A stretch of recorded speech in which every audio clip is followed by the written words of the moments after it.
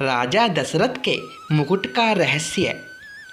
अयोध्या के राजा दशरथ एक बार भ्रमण करते हुए वन की ओर निकले।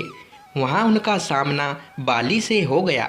राजा दशरथ की किसी बात से नाराज हो बाली ने उन्हें युद्ध के लिए चुनौती दी। राजा दशरथ की तीनों रानियों में से कैकेयी अस्त्र शस्त्र एवं रथ चलाने में पारंगत थी। अतः अक्सर राजा दशरथ जब कभी कहीं भ्रमण के लिए जाते तो कैकेयी को भी अपने साथ ले जाते थे। इसलिए कई बार वह युद्ध में राजा दशरथ के साथ होती थी।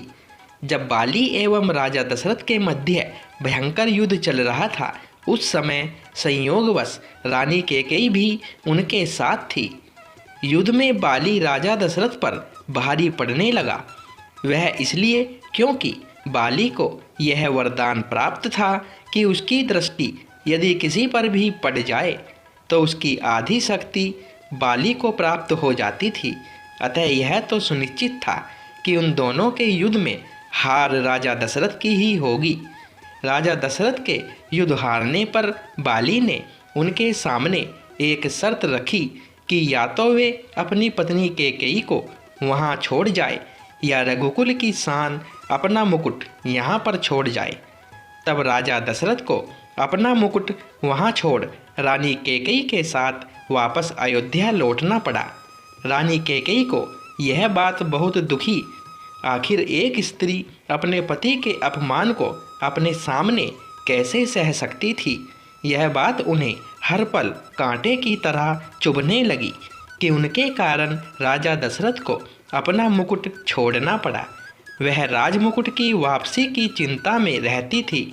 जब श्री राम जी के राज तिलक का समय आया, तब दशरथ जी व कैकेयी की मुकुट को लेकर चर्चा हुई। यह बात तो केवल यही दोनों जानते थे। कैकेयी ने रघुकुल की आन को वापस लाने के लिए श्री राम के वनवास का कलंक अपने ऊपर ले लिया और श्री राम को वन भिजवाया। उन्होंने श्री राम से कहा भी था कि बाली से मुकुट वापस लेकर आना है। श्री राम जी ने जब बाली को मारकर गिरा दिया, उसके बाद उनका बाली के साथ संवाद होने लगा।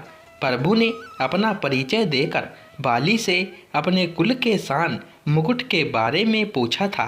तब बाली ने बताया, रावण को मैंने बंदी बनाया था। जब वह भागा तो साथ में छल से वह मुकुट भी लेकर भाग गया। प्रभु मेरे पुत्र को सेवा में ले ले, वह अपने प्राणों की बाजी लगाकर आपका मुकुट लेकर आएगा। जब अंगद श्री राम जी के दूत बनकर रावण की सभा में गए, वहां उन्होंने सभा में अपने पैर जमा दिए और उपस्थित वीरों को अपना पैर हिलाकर दिखाने की चुनौती दे दी। रावण के महल के सभी योद्धा ने अपनी पूरी ताकत अंगद के पैर को हिलाने में लगाई, परंतु कोई भी योद्धा सफल नहीं हो पाया।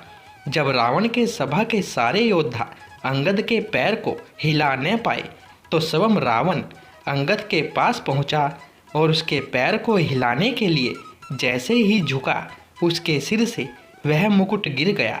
अंगद वह मुकुट लेकर वापस श्री राम के पास चले आए। यह महिमा थी रघुकुल के राजमुकुट की। राजा दशरथ के पास गया तो उन्हें पीड़ा झेलनी पड़ी। बाली से जब रावण वह मुकुट लेकर गया तो बाली को अपने प्राणों को आहुति देनी पड़ी। इसके बाद जब अंगद रावण से वह मुकुट लेकर गया तो रावण के भी प्राण गए तथा कैकेयी के कारण ही रघुकुल की लाज बच सकी। यदि कैकेयी श्री राम को वनवास नहीं भेजती तो रघुकुल सम्मान वापस नहीं लौट पाता। कैकेयी ने कुल के सम्मान के लिए सभी कलंक एवं अपयश अपने ऊपर ले लिए। अतः श्री राम अपनी माताओं में सबसे ज़्यादा प्रेम कैकेयी को करते थे। तो दोस्तों, आपको ये कहानी पसंद आई हो तो वीडियो को लाइक शेयर और चैनल को सब्सक्राइब करें। धन्यवाद दोस्तों।